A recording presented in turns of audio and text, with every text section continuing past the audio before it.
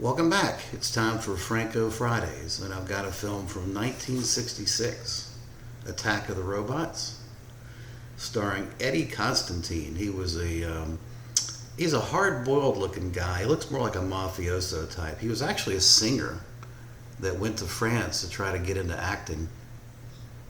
He plays an Interpol agent named Al Peterson, uh, and he looks more like a mafioso type, but he's got googly eyes and he's got kind of a hard-boiled look about him.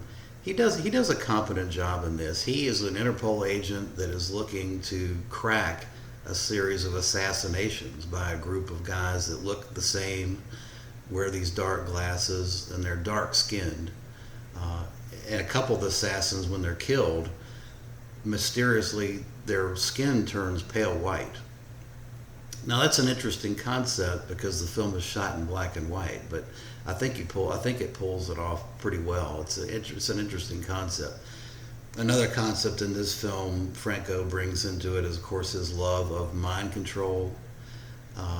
These people, they're not robots, but they're basically mind controlled by these scientists played by Fernando Rey, who really doesn't have a whole lot to do in this film. He does a good job, but he's kind of in the background. Eddie Constantine has a hard time, I think, being a lead and carrying a 90-minute film.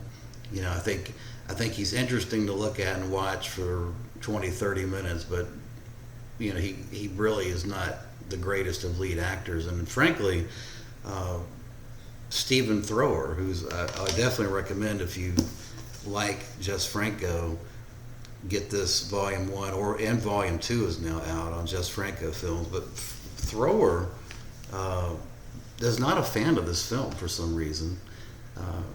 And I guess it's because of Eddie Constantine. He doesn't really command. He's just not someone that's interesting to look at for 90 minutes. Having said that, I enjoyed the film, and it's beautifully shot. Anybody that thinks that only knows of Franco because of the zoom lens and the close-ups that are out of focus needs to check this film out, because this is beautiful. It looks like a crime noir film. It actually has elements that reminded me of some Orson Welles films. Some of the camera angles that he used and the lighting that they used was fantastic.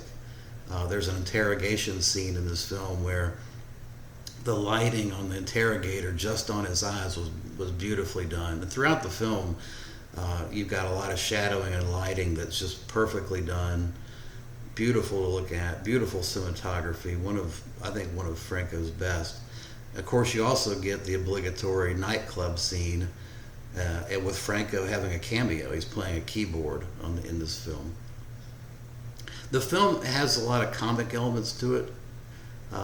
Franco's kind of making fun of the subject matter a little bit. In fact, Eddie Constantine, when he's basically being pulled out of retirement to investigate these series of bizarre murders, is handed all his tropes a la James Bond, like a hat and a cigar that explodes and stuff like that. And Eddie Constantine says, you guys have been watching too many James Bond films. So, poking fun at the whole genre like that, I really enjoyed it. Definitely recommend this. This release from Redemption, this is a Kino Redemption 2019 release, has as usual, a fantastic overview of the film by Tim Lucas, great commentary track. It's a very good film for those that are uncertain about Franco, or those that just have a misperception about Franco and they don't like the horror side of what he does. Really give this one a shot, because I think this one can cross borders for even those that are not particularly Franco friendly. Highly recommended.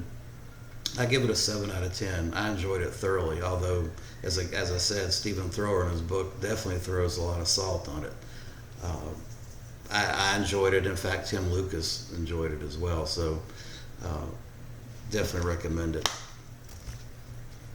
This is number 57 of the Redemption line. There hasn't been a whole lot of Redemption releases lately, so I'm pleased that this came out.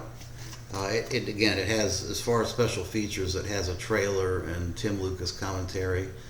Um, this I don't know what they did as far as the picture quality itself, but it is pristine.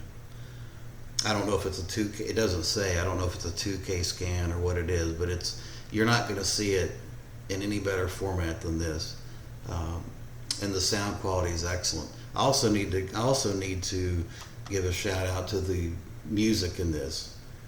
It's a jazzy late 50s nightclubby sound with some Caribbean type stuff thrown in. It's just well done, as is to be expected in most Franco films. The music is excellent. It was done by a guy named Paul Mizrachi. Paul Mizrachi did the music, and it's fantastic. Paul Mizrachi has got a pretty extensive filmography going all the way to current. He actually did the music for the new Suspiria film, interestingly enough. So yeah, if you don't have this Kino release, go out, grab it. Highly recommend it. Hope you enjoyed this little bit of Franco Fridays on Friday, and everybody have a great weekend. Thanks for watching.